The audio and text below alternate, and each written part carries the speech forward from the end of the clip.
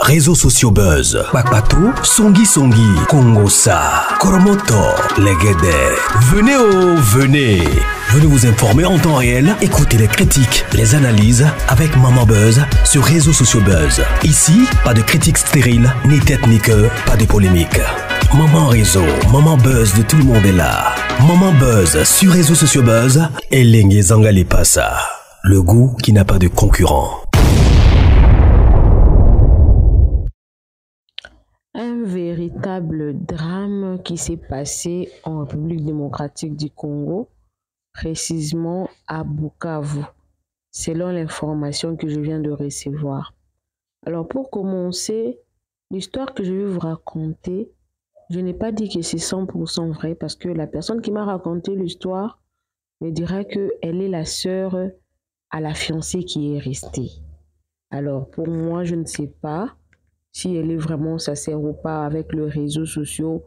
Vous allez voir un oncle, un petit frère, une petite soeur, un ami. Peut-être c'est pas aussi vrai.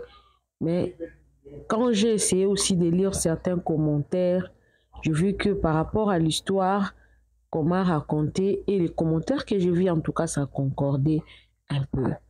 Alors, l'histoire ici s'est passée à Bukavu, en République démocratique du Congo, où vous êtes en train de voir un jeune homme qui devait se marier demain le 19, mais qui est décédé dans la nuit du 15 au 16, donc on dira le 16, 3 jours avant son mariage religieux. Alors, qu'est-ce qui s'est passé? Parce que vous avez vu sur mon titre, je mis qu'il a été empoisonné par son ex-copine.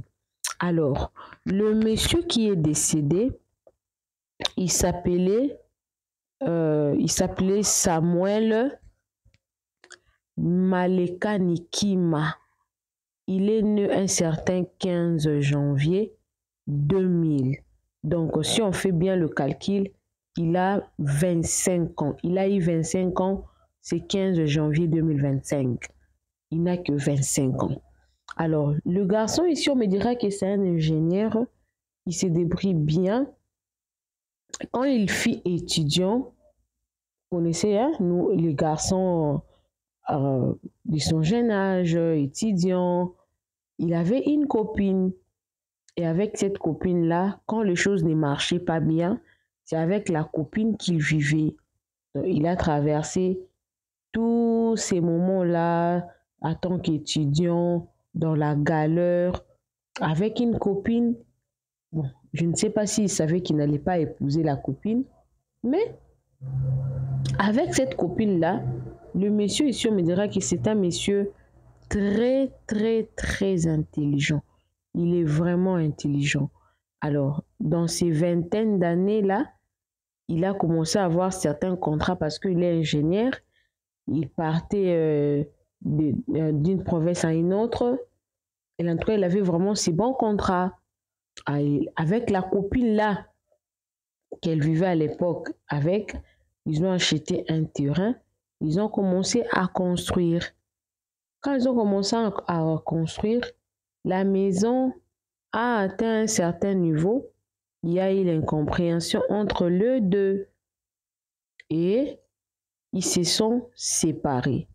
Pendant qu'ils avaient déjà fait 5 ans, elle a vu le garçon trouver du travail, acheter le terrain, construire, mais la maison n'était pas encore vraiment prête pour qu'il entre.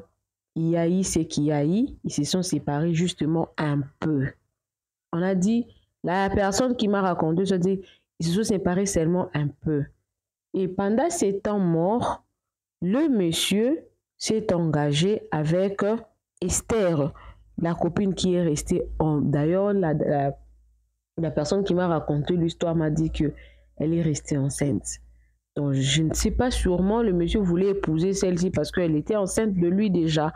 Comme vous êtes en train de voir sur les photos, on me dira qu'ils n'ont pas fait vraiment un long moment de fiançailles. Parce que la fille était déjà tombée enceinte et tout. Mais en même temps, le garçon, le temps mort avec son ancienne copine là, et, hein, il y a eu un temps mort, une incompréhension. Il est encore rentré auprès de son ex. Le monsieur a commencé à vivre avec son ex, et son actuelle copine, la fiancée qu'il vient de laisser. Ils ont continué ensemble, mais il n'y a pas eu vraiment beaucoup de temps. Il s'est engagé avec Esther, celle qui est restée veuve avec la grossesse. Et il est parti dans leur famille, il a donné la dot. Les photos que vous êtes en train de voir là, c'était la dot. Maintenant, le 19 aussi devrait avoir civil, religieux, tout. Le mercredi ici, demain. Alors, quand le monsieur ici, vous connaissez les hommes, non? Ils peuvent, vous pouvez lui montrer la photo. Tu vois, ça c'est toi, tu es parti épouser. Non, non, ça c'est pas moi. C'est une personne qui me ressemble. Une histoire pareille s'est passée avec le monsieur. La copine avec qui il vivait pendant plus de 5 ans, pendant 5 ans, a appris que le monsieur avait épousé une autre fille et qu'il préparait pour faire les religieux demain.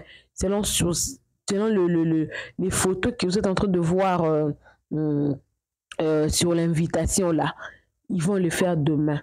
Alors tellement que le monsieur n'avait pas rompu avec l'ancienne copine là qu'ils ont fait 5 ans, la copine aussi n'a rien dit. Elle n'a rien dit, mais elle s'est trouvée une solution maléfique. Du genre que si moi je n'ai pas Samuel, Esther également n'aura pas Samuel. Moi et Esther, personne ne restera avec Samuel. C'est comme ça que la fille avec qui il a fait 5 ans mais qui n'a pas épousé, elle a épousé Esther, a empoisonné Samuel. C'était un poison qui devait agir avant le mariage parce qu'elle a dit que et elle et moi, personne n'aura ces messieurs. Voilà pourquoi vous êtes en train de voir que ces messieurs a été empoisonné. Il y a même une vidéo au début de ma vidéo dont le poison était tellement rapide. Ça, c'est la version que j'ai appris. La personne s'est présentée comme étant la sœur de Esther. On dira la veuve, la fiancée qui est restée enceinte. La personne s'est présentée comme ça. Je rappelle que je n'ai pas dit que je me suis fiée à la version où je crois que c'est sa sœur. Mais c'est comme ça que on m'a raconté, en tout cas, cette histoire. Donc, le monsieur est décédé la nuit, du 15 au 16 mars 2025, alors que le mariage était prévu demain, le 19, selon les invitations. Alors, la sœur est en train de pleurer en disant que l'invitation est tikalibiso na maboko. Nous sommes restés avec les invitations à main. Les invitations sont transformées en deuil. La nourriture et tout qu'on sort, en tout cas, c'est vraiment une désolation. Alors, l'ex-copine là a pris fuite. On ne l'a pas arrêtée. Elle a fui. Donc, quand elle a fait son coup, elle a fui.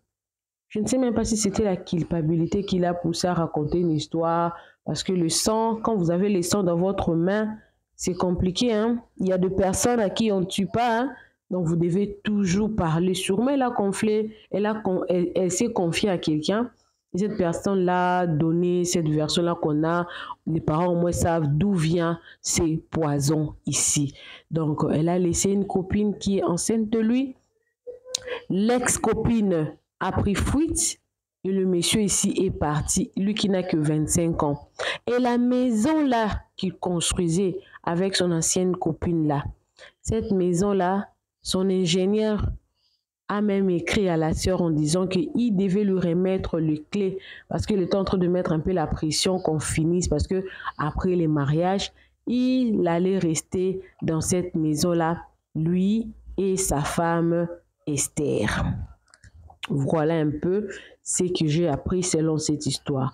Alors, dans cette histoire, j'aimerais prodiguer conseil aux deux côtés. Le monsieur qui est parti, il n'écoutera pas mon conseil, mais de personnes qui font la même chose que ces messieurs-là, peut-être ils sont ici sur ma chaîne, ils vont peut-être écouter les conseils que je vais prodiguer. La fille qui a empoisonné les messieurs ici ne peut pas m'écouter, mais il y a aussi des versions de filles, comme la fille qui a empoisonné ces messieurs est partie. La sœur de Esther m'a dit, Maman Beuse, notre sœur a payé les prix du désordre de son fiancé. Donc, elle est restée avec un choc énorme. Dans notre communauté, c'est comme si c'était une malédiction qu'une personne qui voulait se marier, on dirait que quand la dot était c'était déjà son mari, c'était des petites choses qui étaient seulement restées. À 4 jours, donc c'est resté comme une malédiction pour notre famille. Un choc énorme. Alors, c'est quoi les conseils? Je vais commencer par la jeune fille. Oui, on comprend la rage, on comprend la colère, mais ne détruis pas ta destinée pour une déception qui, avec le temps, tu pourrais dire que je n'aurais pas eu mieux si j'étais avec tel. Là, je parle à toutes les filles qui sont prêtes à faire du mal à leurs ex, à leurs hommes avec qui ils vivent. Ils apprennent que non, il sort avec une autre fille. Séparez-vous, prends ton chemin. Ne perds pas, du genre, ne reste pas avec une charge dans ton cœur. Parce qu'il y a des déceptions comme ça. Tu vois, tu es déçu. Après quelques années, tu te rencontres avec une personne très sérieuse et ensuite tu te dis, ouh, je n'aurais pas pu trouver mieux si j'étais encore avec tel autre là. On voit des témoignages. La gloire de la seconde maison sera plus grande que celle de la première maison. Donc, peu importe la déception qui peut t'arriver, un homme t'a déçu, une amie, un membre de la famille, ne salis pas tes mains. Il ne faut pas salir tes mains au risque de regretter quelques années. Il y a des personnes qui ont été chassées par leur oncle, leur tante, leur mari, leur fiancé, leurs camarades. Après quelques temps, le Seigneur a mis de bonnes personnes sur leur chemin et après ils se sont dit, wouh, je n'aurais pas pu trouver mieux. Je suis cité à la maison de mon oncle, chez ma tante, cité à la maison de mon ami. S'il y a eu ça, il y a aussi certaines décisions dans les affaires. Vous allez voir, vous investissez beaucoup d'argent dans une affaire comme ça, là, et puis ça tourne au vinaigre. Vous perdez beaucoup d'argent, mais vous ne baissez pas le bras. Vous ne tuez pas aussi quelqu'un parce que cette personne-là vous a induit en erreur, mais que vous bossez encore et vous allez vous rencontrer avec une opportunité. Souvent, c'est après de déceptions qu'on se retrouve. Ça peut être 3, 4, 5 déceptions. Oui, on peut pas dire que non, si tu as une seule déception sur une affaire quelconque, que tu ne pourras plus être déçu. Non, tu peux être déçu 5, 10, 15, 20 fois. Mais peut-être à la 21e fois, vous allez voir que ça a marché. Vous allez vous oublier toutes les... La Bible dit, je restaurerai et je remplacerai les années dévorées par le sauterelle. Dieu restaure et remplace les années qui ont été dévorées par le sauterelle. Donc, il y a toujours quelque chose de bien qui peut arriver comme ça. Là, vous allez voir que vous oubliez tout ce qui était dans le passé. Mais, ouh, je n'aurais pas pu trouver mieux si j'avais continué avec ce chemin-là. Si j'étais avec telle personne, si j'étais avec telle personne, si j'avais gardé l'amitié. Vous voyez, ça arrive toujours. Et aux hommes qui ont vécu ou qui vivent comme le monsieur qui est parti, apprenez en tout cas à rompre avec beaucoup d'honnêteté. Oui, le monsieur voulait dribbler, peut-être continuer à vivre avec l'autre, là même après les mariages. Oui, on voit des hommes comme ça. Il vit avec une fille. Ensuite, il s'est marié avec une autre. Mais il ne se débarrasse pas de l'autre avec laquelle elle vivait. Ils vivaient ensemble avant qu'ils ne se marient. Ils continuent encore à vivre ensemble. Donc la personne qui était censée devenir ta femme devient ta chisa. Vous vivez. Des hommes comme ça, il y en a plein. Il y a même d'autres qui, même quand tu lui montres la photo, disent non, ce n'est pas moi, c'était mon frère. J'ai remplacé, pardon, mon frère qui est en Europe. Voilà, je l'ai remplacé ici. Des hommes sont comme ça. Mais vous, je vous parle, vous qui avez l'habitude de décevoir les filles d'autrui, vous restez avec une fille d'autrui comme ça là, vous le faites, donc il reste, vous restez avec elle pendant plusieurs années, ensuite vous décevez. D'autres personnes ne font rien, comme j'avais conseillé aux filles là de ne rien faire. Mais il y a d'autres personnes comme la fille qui a empoisonné les messieurs. Tout le monde ne réagit pas de la même façon. Mais la meilleure façon de faire, c'est la façon là dont je venais de conseiller tout à l'heure là. Mais toutes les personnes n'ont pas la patience de voir, tu l'as fait passer du temps. Peut-être il y avait aussi deux personnes. Ça va de pair, hein? En tout cas, même avec le fille. Je vais aller même prendre même ces cas-là, mais avec le fille. Vous allez voir une fille qui vit avec un homme pendant plusieurs années dans la souffrance et tout. Et se dit, ah ok, je ne suis pas obligée de t'épouser. Rends avec ces messieurs ou rends avec cette dame-là calmement. Fouille, déplace-toi, prends ton temps. Dis-lui clairement que je ne veux plus de la relation. Même, hein, parce qu'on a toujours peur, hein, les réactions peuvent être différentes, mais même au téléphone, papa, hein, je ne veux plus de cette relation, je ne me sens pas à l'aise, je préfère qu'on rompt. Ne reviens plus en arrière. Éloigne-toi de lui et disparais.